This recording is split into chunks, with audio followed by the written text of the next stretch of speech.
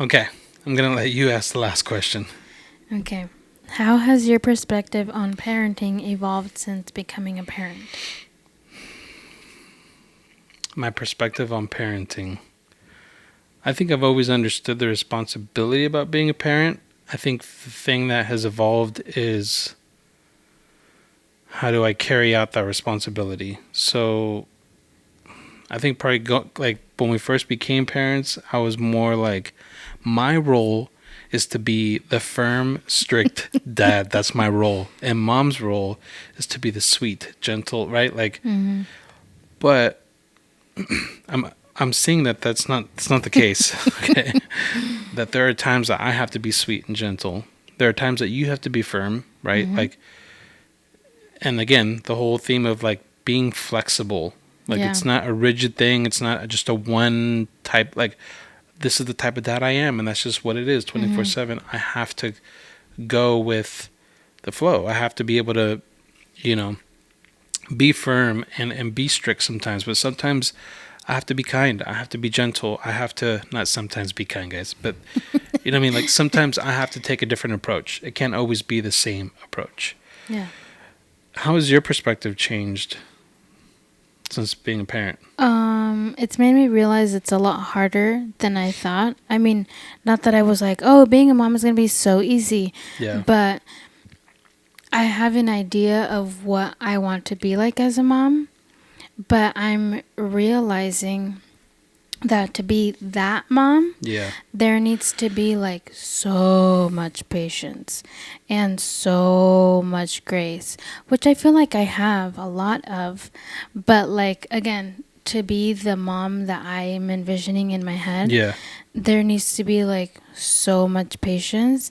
And I think that the more that I ask God for patience, the more I'm being presented with situations that require that. And I'm like, Yeah. I'm losing my mind because I have like no patience, Yeah. or I'm beating myself up because I'm like tired, or I have a million other things I'm doing and I react in a way that I don't want to. And then I'm like, dang it, I could have responded in a lot more like Yeah. gracious manner. So it's just, made me realize that I mean, yes, it's a lot of work, but I think that there's a lot of inner things that I need to work on myself so that when I am presented with situations, like I am able to do that and be that for my kids because I've already worked on that stuff on myself. What would be, we'll end with this. What would be one piece of advice that you would give to Ruthie 8 years ago with their first Um, baby? What? I don't know, but I feel like I'm gonna cry. Why? Just because I feel like I'm very hard on myself as a mom, and it's just like don't focus too hard on I don't even know how to say it. Like, don't focus too hard on the person that you want to be, because honestly I feel like my standards are really high. Like, I want to be this perfect mom who doesn't ever yell and doesn't ever make her kids cry and never says no to her kids, right? Yeah. But the reality is, like, you're gonna mess up your kids. You're gonna in some way or another, you're going to. And I think that that's what I want to prevent, is like, I don't want my kids to ever like suffer, like me make them suffer or make them like hurt their feelings. When And you like, mean mess up, you mean you don't mean mess up your no, kids. no, not like that, You but mean like, like making them upset and disappointing them yeah, and or just like, or even like yell at them in a way that, like, when they're 20 and in therapy, they're like, man, when my mom yelled at me that time, like, I'm never gonna forget her face when she yelled at me for dropping milk. I don't know. Like, stuff like that. That is the kind of thing that I don't want to mess up their I don't know, their way of either thinking about themselves. Like, I don't ever want to say something where now they feel shame, and they, anytime that they want to do a certain thing, they're like, oh shoot, like, I felt shame when my mom said this, or when my mom made a comment about me, so I'm yeah. just not going to do that stuff. That type of thing is like Well, I don't Well, want to mess up. I know because we've had conversations about this a lot, but obviously people listening, maybe they don't really know, but you think about those things a lot. Yeah. But to the point where they take the joy out of being a parent away. Yeah. Well, and that's kind of what I mean was like when I went to answer your question, like don't focus too much about that stuff. Like enjoy your children. Like Right. you're going to. And so, Yeah. and that's what I mean. Like you're gonna mess them up in some way or another. Like to It's be just honest, funny how you say it. yeah, I like know what you mean, but you're gonna say things that are gonna hurt them or offend them or whatever. Of course, however yes. you want to put that. That's what she means, guys. Not mess up your kids. Like you're gonna mess them up. Like there's gonna be no hope for your kids. They're gonna be criminals when they're just gonna. But like, just don't because then I'm so like hyper focused on like I can't say this because they're gonna feel this, or I'm always telling you like don't say those things because he's gonna feel that, and you're always like but he's not, and I'm like but he is because I felt like that when my dad said stuff, you know. But so here's the other thing, like and Ruthie and I, we have conversations like this all the time because, and it's good for both of us because we really get to learn our perspectives more, but like. I was raised by both of my parents in the same household. My parents are still together. Lucky. Don't make me feel bad about that. You did not. I did not. Yeah. Your parents split when you were young and you lived, back and forth. You lived a time with both of them. No. Always with my mom. No, you lived. Remember when I met you, or when we started like. Oh yeah, you were living with your dad for like a year, not Still, that much. You were living with your dad. So, but the way we were raised in our households, like it affects the way we parent too. Yeah. But a lot of that too is like really like understanding and being intentional. Like I can't let my past experience affect what I'm doing now, and a good and bad thing. Like, because for you, sure, there may be like some trauma there and some things that like you have to work around.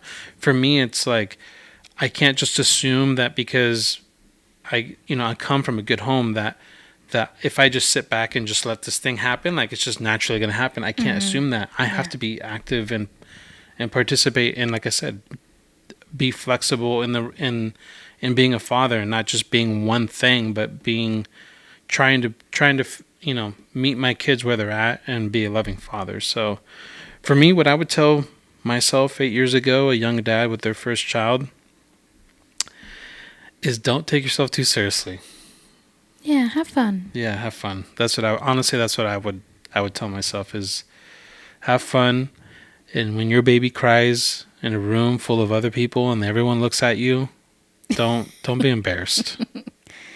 No. Don't be embarrassed. No. Seriously, like the amount of dads I see that, in myself, I've felt it and I've seen it, and all the other dads, their baby will start like crying and they'll apologize. And like, oh my gosh, so sorry. They're like looking around like, oh my gosh, like don't do this here, not now. It's like, guys, it's a baby, and there's no reason to feel embarrassed.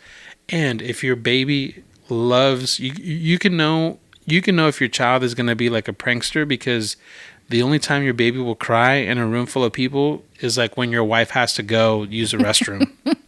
And the baby's like, all right, mom is gone. It's time. Here we go. It's time to put dad on blast. Yeah. It happens to me all the time. Like, even just at your family's house, you left and she started like... Oh, my grandma's birthday party? Yeah, started flipping. Flipping. Like, up to that point, we had never heard her cry like that. No. And I was like... And then everyone was looking at me as like, that dad has no idea what he's doing. Somebody help get him. Yeah, they were just like, oh my gosh. And I'm just like, guys, this is my third child. Don't, like, it's okay. It's like, swear, I know her. And so I remember recently, we were somewhere and you were like, I'm going to go. We were somewhere and you were like, I'm going to go to the bathroom. I'm going to go over here. And I'm like, don't leave, because this girl's going to start crying as soon as you leave. And so I have a little bit of trauma of like being left with the baby in a room full of people. But yeah, young dads, don't take yourself too seriously. Have fun with your kid. And it's great. It's a great adventure. Babe, thank you so much for coming on the podcast with me. You're welcome. Did you have fun? I did. Let me know if you want Ruthie to come back. The great thing is that she lives here. Yeah. And I'm usually only like 3 feet away from She you. is 3. She is right over there. She's becoming my. For those of you who are Joe Rogan fans, she's becoming my Jimmy. I don't get that yet, but I I know might you one don't. day. I know you don't. But Jimmy is like is this guy like behind the camera Mm-hmm. that you don't ever see. You just hear his voice, and he's like the producer. He's the one that's like looking stuff up online. Does he count him down? Probably. I don't know. You guys have seen all that clip already where she's literally counting me down, and I'm like, stop. You're not going to count me down. Anyway, guys, I hope that you had a great time on the show. I did. I'm glad that my wife joined me. Let me know if you want Ruthie to come back. Leave a review and say, hey, we will not listen to another episode until Ruthie comes back. And I think this was great. Let me know what you want us to talk about next. Next time we have Ruthie on, what do you want to know about us? What questions do you want to ask us? What else? Nothing? I don't know. Okay.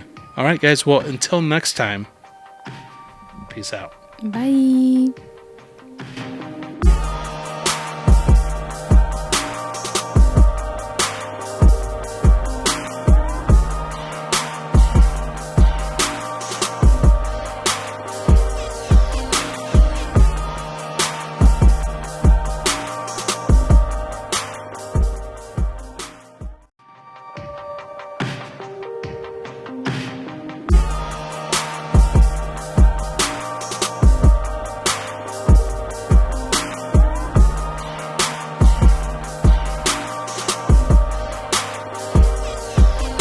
What's up, my friends? My name is Benny, and you are now in the Chop Shop. Thank you guys so much for joining me this week.